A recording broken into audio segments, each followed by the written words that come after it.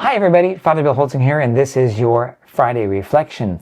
Well, fall has hit us. It is now October, and I'm looking forward to seeing some trees turn color. This is one of my favorite seasons for that part, and especially when it's clear out and those colors on those trees just pop. So that's awesome, beautiful, God's creation in our midst. It is also a good sign for us as Christians of the reminder of life has cycles, right? And for us, we live, we die, and we hope to rise again. And our nature does that. So the trees do that, the leaves die off, they kind of go dormant, and of course we wait till spring when they come forward. And isn't that curious that that's when we have Easter as well? So a time to remind ourselves of the beauty and the newness of God's creation. And of course, a hope for us to rise again after we pass from this world. So that's what's going on in the season.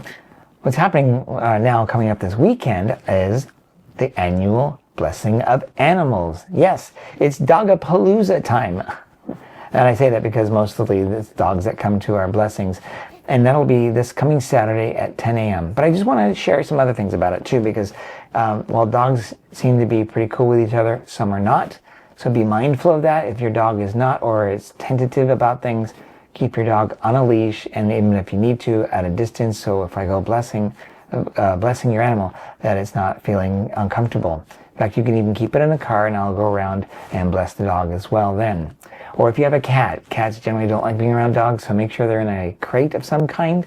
I wouldn't recommend a leash. You're a cat owner, you know what I'm talking about. If you have other things like larger animals, like a horse or a donkey or whatever, keep it in the trailer.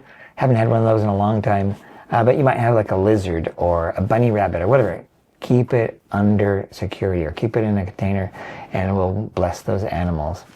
Know this, so of course, that doesn't mean your animals all of a sudden be obedient.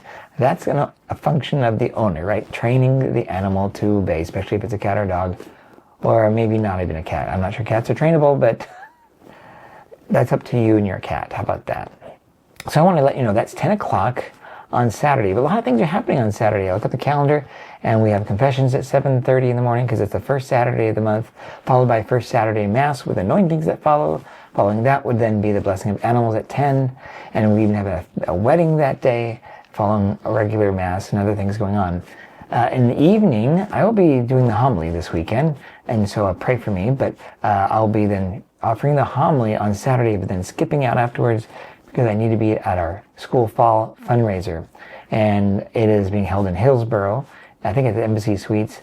It's a function of basically a dinner that we're having. And there will be some things that you can go online for, but the dinner has already been booked up, all the tables have been sold. But if you want to participate and help out with the school, of course, you can go online to the school's website. That would be HTSCH.org. So that's Holy Trinity School. There you can go to donate, and you can then figure out to sign up and look and see what's going on with the fall fundraiser, because there's an online auction as well as a paddle bid that you can participate in. So those are those things as well. Since we are now starting to get in fall here now and start looking towards winter, the question then becomes, what are we doing to prepare for winter? And of course, you might be thinking, okay, well, I'm going to mow the lawn at the last minute, or you might want to close up some of the vents underneath your house. Some people agree with that. Some people have different philosophies on that. You might want to check your pipes and make sure they're secure, or you could say padded or insulated for deep weather. You might want to even consider possibly looking into, because we do have sometimes power outages, maybe some kind of lithium battery backup so they can keep some of your essentials going. Or maybe you have a fireplace, maybe you need to get some extra wood. But no, we do these kind of things to prepare for winter. Here in the grounds, we want to look at and make sure all the spigots either covered or the water turned off so we don't have breakages.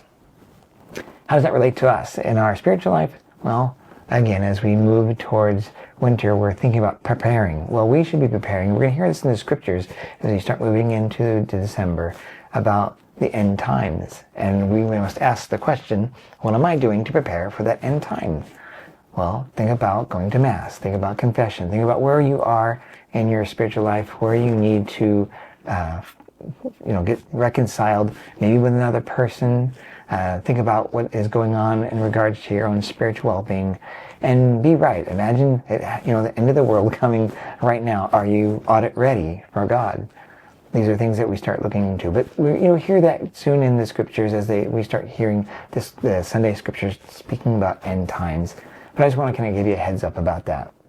And if you're part of any of our liturgical ministries, I want to encourage you to go to one of our trainings, whether you're an altar server, whether you're a reader, whether you are a greeter, or you are a Eucharistic minister, whatever it may be.